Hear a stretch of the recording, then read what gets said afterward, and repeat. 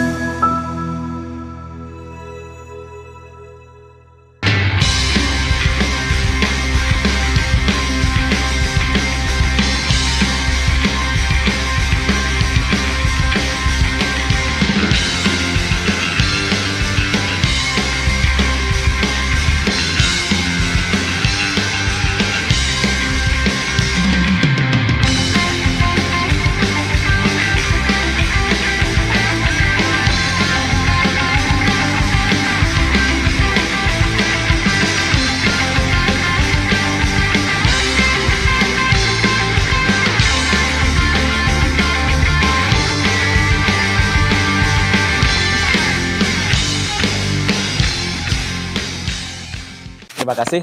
Bismillahirrahmanirrahim. Assalamualaikum warahmatullahi wabarakatuh. Pertama-tama saya aturkan ucapan terima kasih atas kesempatan yang sangat baik ini kepada pimpinan tim pembela Dr. Tifa, ya, Dr. Abdullah Al-Katiri. Beliau ini bukan orang asing bagi saya. Beliau adalah pembela saya di kasus yang lalu, ya. Terima kasih sekali lagi Pak Abdullah Al-Katiri bersama dengan bapak-bapak kuasa hukum dari Dr. Tifa yang lain. Saya sebenarnya di sini untuk memperkuat saja apa yang tadi sudah disampaikan oleh Dr. Tifa dengan beberapa temuan-temuan yang lain. Jadi apa yang tadi disampaikan oleh Dr. Tifa itu semuanya adalah bersifat science based, artinya bersifat berbasis ilmu pengetahuan. Ini sangat mendukung apa yang dulu pernah kita lakukan. Jadi ketika tadi disampaikan pada saat gelar perkara khusus, kami sangat kecewa karena harusnya apa? Pada saat itu harusnya Bareskrim menampilkan 3 uji pembanding ijazah. Kami saja berani menampilkan 3 uji pembanding ijazah yang waktu itu pernah kami teliti, yaitu ijazah nomor 11-15 ijazah milik Fronojiwo, 11-16 milik almarhum Hari Mulyono, dan 11-17 milik ijazah Sri Murtiningsih. Jadi waktu itu saya terangkan, dan 3 ijazah itu 11-15, 11-16, 11-17 itu tidak identik dengan ijazahnya Joko Widodo. Ini pertama ya, jadi tidak identik. Jelas banget waktu itu posisinya saya sampaikan di depan Bareskrim waktu itu adalah huruf A-nya milik Joko Widodo itu mencotot keluar. Mencotot artinya keluar, terbang keluar. Nah, bukan hanya itu, karena kami waktu itu di dalam di challenge, Mas kan hanya punya bukti-bukti digital. Tidak. Alhamdulillah, kami sekali lagi berterima kasih ya Dr. Tifa kepada kakak-kakak kelas kami. Ada angkatan 78, ada angkatan 79, kebanyakan itu angkatan 80 juga. Ya, yang mereka lulus rata-rata di tahun 85. Mereka mengirimkan tidak hanya foto digitalnya, tapi mengirimkan ijazah aslinya, Masya Allah. Dikirimkan dan dengan kepercayaan sangat penuh bagi kami untuk mempertontonkan kepada masyarakat. Dan ini kami memegang rahasia, kami memegang amanah. Kami belum akan mempertontonkan ijazah fisik aslinya meskipun ada. Kami di Allah berkata bahwa itu ada di tangan kami. Tapi karena kami memegang amanah, kami belum akan mempertunjukkan dulu. Tapi saya tidak omong-omong. Ijazah itu sudah saya error level analysis, ya. Dan hasilnya kira-kira seperti ini. Kalau ini ijazah saya tampilkan. Gak apa-apa, ini ijazah saya, ya. Ini ada elanya. Jadi di sini muncul masih ada fotonya, masih ada logonya, masih ada. Ya gini, saya agak lupa. Ijazah milik Joko Widodo, kalau di ELA hasilnya kayak gini.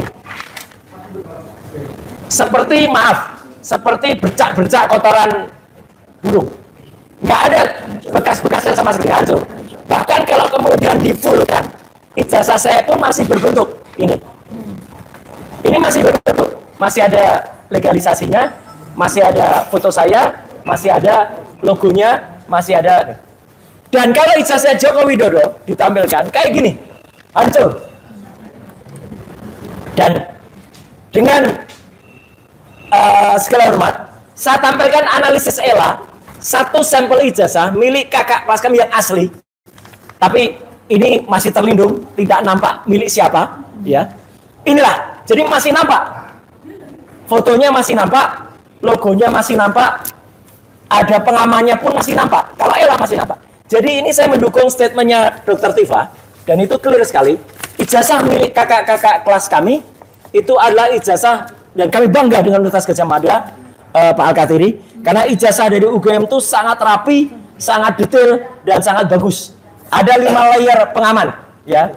Ada yang namanya emboss, ada yang namanya watermark, ada yang namanya tinta khusus untuk capnya, ada meterai dengan nilai dan warna khusus. Saya menyebutkan warna khusus ya, gitu supaya nggak ditiru, nanti mereka niru lagi nanti. Harganya beda. Harganya juga itu nanti dulu ya, gitu. Dan artinya itu jelas-jelas betul. Dan artinya kami meyakini, bukan meyakini ya, kami memastikan bahwa ijazah yang dipegang sekarang oleh Dr. Tifa ada sekitar mungkin lebih dari 3 sekarang. Saya sudah lebih dari 5 sekarang. Itu adalah ijazah yang asli. Asli, benar. Dan kami membuka. Kalau ada kakak-kakak kelas yang mempercayakan kepada tim kami di bawah Pak Al-Kathiri atau di bawah tim organisasi aktivis, silakan. Salah satu atau ada beberapa orang dari foto ini itu adalah yang membuat ijazah palsunya. Ngaku. Ini foto ini adalah tanggal 1 Mei 2025 yang lalu. Ini adalah pertemuan yang dikoordinir oleh salah seorang yang disebut Mr. P. Nah, saya pun dan Dr. Resmond sama Pak Hermanto, Dr. Hermanto, sama satu lagi Pak Betor juga dilaporkan oleh orang Mr. P ini ke Polda Metro Jaya dan melaporkannya seperti setan. Jam 1 malam bikin LP-nya. Tapi artinya biarkan, dan ini bukan omongan. Data ini kami dapatkan langsung dari BIN, mantan BIN, Badan Intelijen Negara, yaitu Kolonel Sri Chandra. Jadi artinya itu clear ya. Jadi saya singkat saja teman-teman semua. Terima kasih sekali lagi Pak Al-Kathiri dan Pak Ismar, teman-teman yang lain ya. Kami bersepakat, kami tidak akan putus, kami tidak akan berhenti, kami tidak akan mundur, dan kami hanya mengetuk tadi kata Prof. Sofyan. Ada satu yang menarik. Pada saat demo besar di Universitas Gadjah Mada yang dilakukan oleh mahasiswa waktu kemarin, ya, sebenarnya Rektor UGM, Prof. Dr. Ova Emilia, itu ternyata dipanggil oleh Kepala Negara, ya, dan kemudian diberi nasihat, sudahlah, katakanlah yang benar dan nanti akan jelas. Jadi insya Allah gerakan ke DPR, gerakan ke eksekutif nanti akan, dan kita sebenarnya bisa mencontoh sesuatu yang sangat sederhana. Seorang wanita, wali kota Ito di Jepang, Maki Takubo, mengundurkan diri gara-gara ijazahnya palsu. Wanita loh ini. Apa nggak malu ini? Ya, dengan yang ada di luar. Jadi sekian, terima kasih. Wassalamualaikum warahmatullahi wabarakatuh. Ya, tambahan sedikit, Dr. Tifa, silakan. Saya sedikit, sebuah data atau berita yang saya peroleh kemarin ya. Kemarin tanggal 15 Juli 2025, saya bertemu dengan Pak Betor Suryadi ya di salah satu tempat. Beliau menyampaikan kepada saya 2 hal yang sangat penting. Ya, nanti bisa dikonfrontir dengan beliau, dan saya merekam video otentik ya. Beliau mengatakan bahwa beliau sudah bertemu dengan pelaku pembakaran Pasar Pramuka. Dan beliau sudah bertemu dengan tukang yang membuat ijazah tersebut yang di Pasar Pramuka, tukangnya ya. Tukangnya bukan bosnya, tapi tukang pembuat ijazah tersebut.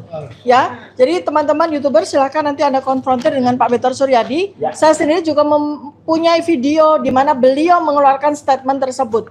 Ya, terima kasih.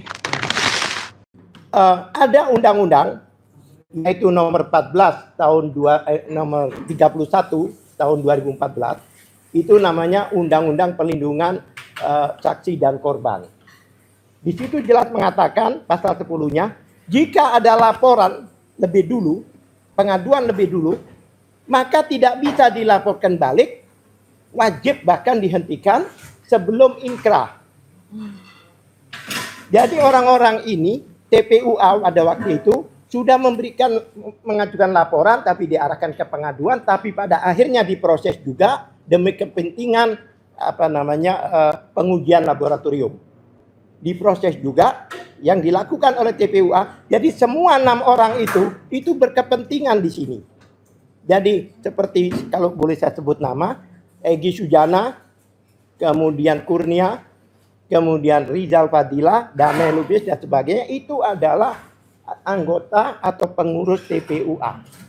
Sedangkan Bang Roy Suryo, Bang Rismon, dan Dr. Tifa ini adalah sebagai saksi pada saat itu yang datang ke UGM dengan melihat situasi dan data-data di UGM, bahkan diterima oleh rektor kalau nggak salah itu. Iya, diterima. Jadi mereka ini sebagai saksi meskipun mereka juga ahli.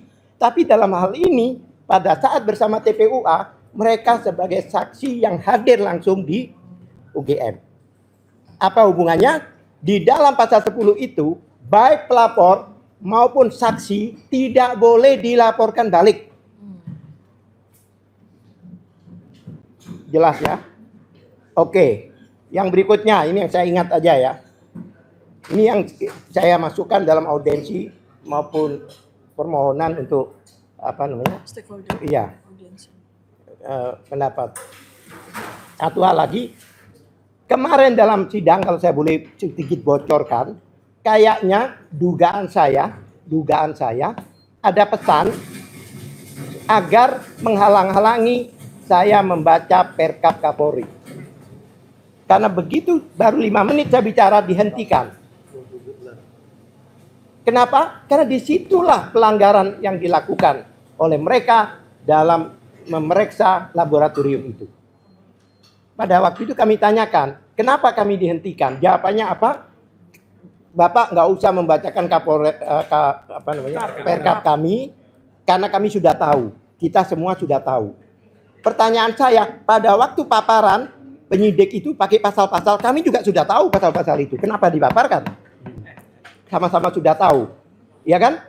Terus kami katakan, jangan lupa Pak, di dalam gelar ini ada DPR, ada Ombudsman, ada Komnas HAM, ada Kompolnas. Apakah mereka juga tahu? Oke lah polisi kita anggap tahu Perkap itu. Akhirnya saya bacakan. Saya kembali, saya bacakan Perkap nomor 10 tahun 2009 tentang tata cara dan syarat pemeriksaan tempat kejadian perkara dan barang bukti di laboratorium. Saya bacakan.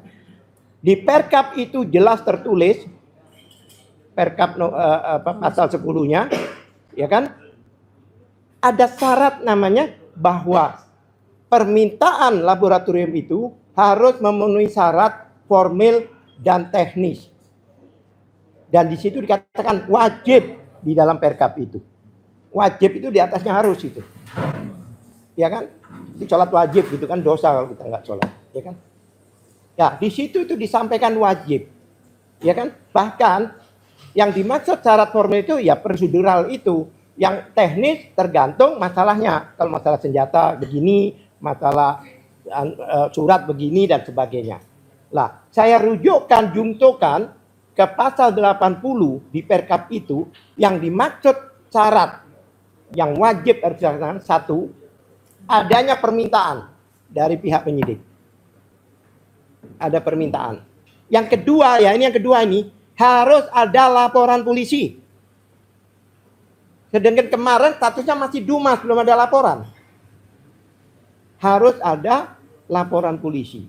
Dan laporan polisi itu, ya kan, itu ada nomor laporannya dan ada peristiwanya, ada pasal-pasal yang apa, perkara apa yang di laboratorium itu. Oleh sebab itu, jika ini digunakan, hasil ini untuk Polda, nggak nyambung, Jack. Karena pasalnya lain, nomor laporannya lain. Yang kedua, yang ketiga, syarat ketiga, harus ada BAP saksi dan tersangka. Ini menarik ini. Harus ya, wajib. Saksi itu apa? Saksinya harus diperiksa semua. termasuk saksi pelapor. Dalam hal ini pelapornya adalah Profesor Dr. Egy Sujana, belum selesai diperiksa. Kemudian di situ ada tersangka. Apa maksudnya tersangka itu? Di dalam penyidikan, tersangka itu di akhir, nggak ada tersangka itu di depan. Berarti pemeriksaan laboratorium itu harusnya di akhir, bukan di awal. Ya kan? Oke. Yang ketiga, harus dilampiri dengan berita acara penyitaan. Berita acara penyitaan, ya kan, di dalam pasal 1 ayat 16 KUHP poin 16 bahwa penyitaan itu adalah merupakan proses penyidikan, bukan didumas. Proses penyidikan. Dalam hal ini tidak lagi dilakukan. Yang terakhir, dokumen pembanding, ijazah pembanding harus autentik juga, harus diperiksa juga. Jadi semua ini dilanggar perkapnya ini. Sekarang bayangkan, Undang-Undang Dasar 1945 konstitusi dilanggar. Undang-undang dilanggar. Undang-Undang informasi publik dan satunya lagi Undang-Undang perlindungan saksi dan korban itu dilanggar. Perkap dilanggar. Ini namanya menegakkan hukum dengan melanggar hukum. Oleh sebab itu, stakeholder dalam penegakan hukum di Indonesia harus tahu masalah ini. Itulah salah satu syarat, salah satu background kenapa kita minta audiensi maupun dengar pendapat dengan DPR RI. Terima kasih.